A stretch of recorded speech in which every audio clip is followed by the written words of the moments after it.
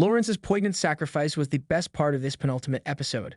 Nobody could ever think that noose would really tighten around June's neck this close to the end, making that scaffold scene much more perfunctory than its histrionic tone suggested. Anne Dowd's Aunt Lydia already has a job lined up in sequel series The Testaments, which effectively took the rope from around her neck 2 even before Mayday struck. Moira, Janine, they were all bound to get out of it somehow. A sentiment that has been this show's curse for seasons now. Every arrest, every blocked escape route, every cage, we've been able to calmly wait through instead of holding our breath in terror that this could be the moment we lose someone important. We never do because The Handmaid's Tale is too protective of its main characters, a crazy thing to type considering what this story has put them all through. What were the words to the Taylor Swift song that soundtracked this week's opening scenes? I rose up from the dead. I do it all the time. That could have been the show's theme song. It's certainly June's. The handmaids head to the truck that is meant to transport them securely out of Gilead and to their freedom after killing the commanders. Some even kill the wives. The plan calls for June, Moira, and the rebellious aunt, actual name, Ava. She reportedly took community theater classes when things were normal, to remain in Gilead and support the American government in their ongoing struggle. When Janine learns of this, she chooses to remain because, like Hannah, her daughter is still there.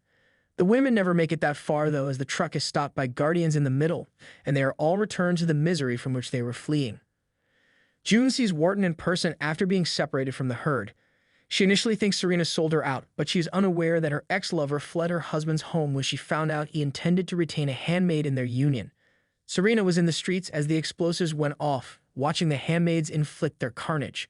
Although she takes sanctuary in Lawrence's home, Naomi contacts Wharton the following day because she feels that Serena should accept her fate and let the men to protect them from the anger of the women they have all hurt.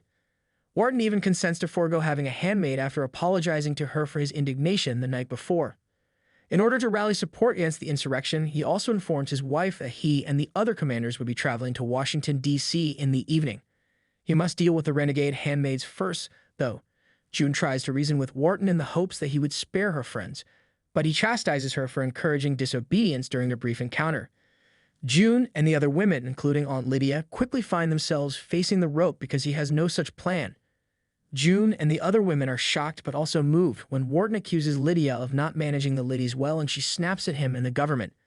June also gives a speech at the same time, beginning with a request for God's pardon before changing it to a demand for weapons to continue the rebellion even if she dies. She is about to be put to death, but Mayday intervenes just in time. As Luke, Rita, and other individuals cautiously go through the throng with guns, June and the other women are having ropes tied around their necks. They attack and kill the guardians as soon as June is hanged. When the handmaids are released, they also grab weapons and attack the adversary, and Wharton is removed from the scene for his own safety. Rita, in the meantime, manages to knock June to the ground and prevent her from choking to death. She opens her eyes to see American fighter jets in the sky and Luke in front of her. Everyone is saved with this, but the battle is far from over. June remains unabated after nearly dying during her public execution. This victory actually makes her want to see it through to the end. Some important commanders, including Wharton, are still alive despite the fact that many were murdered the night before. According to Mark, they have been attempting to locate the commander's hiding place. Catching and eliminating them while they still have time is crucial. They will assemble their forces if they manage to get away, and everything that has transpired thus far will have been for nothing. Additionally, June learns that Serena is being held and may be the only one who can provide them with the commander's location. June goes right away to meet Serena, who is delighted to see her but reluctant to talk about Wharton. June comes to the conclusion that their experiences thus far have not taught her anything. When Serena finally breaks, she informs her that Wharton will be departing Bedford that evening for Washington, D.C. It becomes even more crucial to stop Wharton and the other commanders since they are heading to Washington for backup. Herein lies the role of Lawrence. It makes sense that he should be the one to get a bomb on the plane, as he is also a commander and his cooperation with Mayday has not yet been discovered. He just needs to get there before everyone else, drop the bomb, and get off the aircraft. He will be safe and sound when the commanders take off, allowing Mayday to carry out their duties. That's the plan anyway. Lawrence feels uncertain when he is informed that he should put the bomb aboard the aircraft. June chooses to drive him to and from the hangar in order to reassure him. He initially tries to talk her out of going with him, but eventually gives in.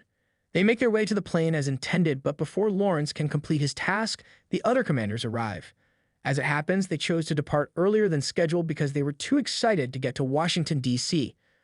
Wharton silences them by stating that they must put up a united front in Washington, D.C., while the other commanders attack Lawrence for showing sympathy for the handmaids and attempting to become more liberal with New Bethlehem. Lawrence realizes then that if he boards the aircraft, he will not be able to exit.